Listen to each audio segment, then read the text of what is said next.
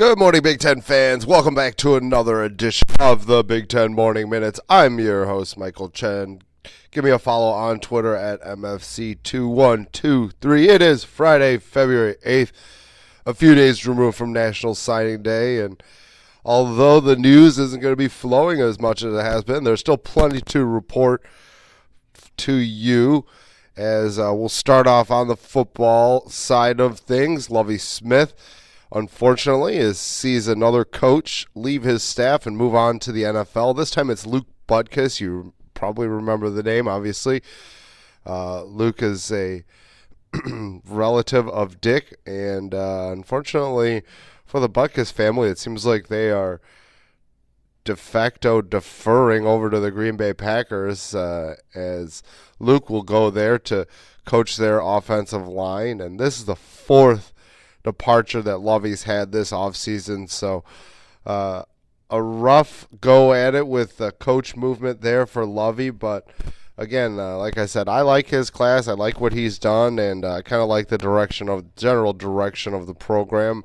It's not a win now type of school. It's get your quality players, get them a couple years, and have a potential run of 1 to 2 years when they're sophomores, juniors, and seniors, and they're all kind of getting better with each other. So we'll see how Lovie handles this and who he ends up filling in that position for his offensive line coach.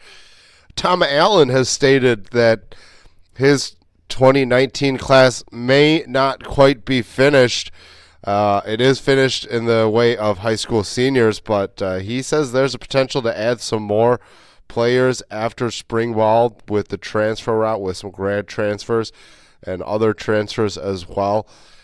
He's going to continue to look. So I thought that was pretty interesting that Tom Allen's not only satisfied with what he's got, he wants to add on. So that's interesting as well. And then unsigned recruit Nick Cross still has yet to make his decision. Of course, he could stay with he could stay with Florida State, or he could flip to Penn State or Maryland. Remains to be seen. He's one of the very few unsigned commits out there that are still kind of floating around. And then a bunch of players from different teams got invited to the NFL Combine yesterday. I'm not going to go over everyone's name because I just bore you with the list. But when the Big Ten players do go through the Combine, I'll definitely take a look as to who performed well and where to expect those players to go. So I'll fill you in on that later. But like I said, there's a good amount of Big Ten players that are going to be in Indianapolis representing the conference and their respective teams here in a couple months to do that as well. And then moving on to the hardwood, a couple notes here. Michigan State's Cassius Winston, once again, surprise, surprise, he's making a midseason list. This time it's the Oscar Robertson Trophy.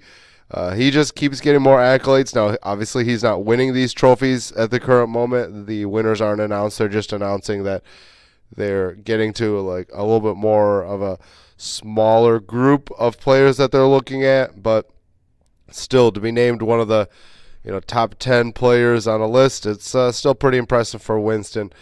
And then some injury news for Tom Izzo and his Spartans. Josh Langford did undergo surgery on his left foot. There is a potential that they could petition the NCAA to get an extra year due to an injury redshirt season. So we'll see how that plays out, and obviously keep you updated on that going forward. And then keeping it up in the state of Michigan, the other basketball team, obviously there's two great basketball teams, I think, in the conference, and they both reside in that state, as Michigan's freshman forward, Ignas Brazdeikis, has been named to the Karl Malone finalist list.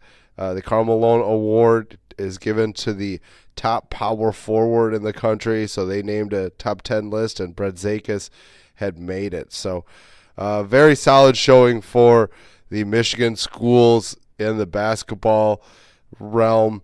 It'd be interesting to see where these two end up at the end of the year, whether they are in the runnings to actually win these awards or not. But that's going to do it for today's edition of the Big Ten Morning Minutes. I've been your host, Michael Chen. I will get a chance to take a look at least 1 to 2 of the recruiting classes over the weekend and give you a little bit of a insight as to how I see those going with their team, with their respective players and teams. So I'll give you that over on Monday, and I want to make sure that you have a fantastic weekend, Big Ten fans.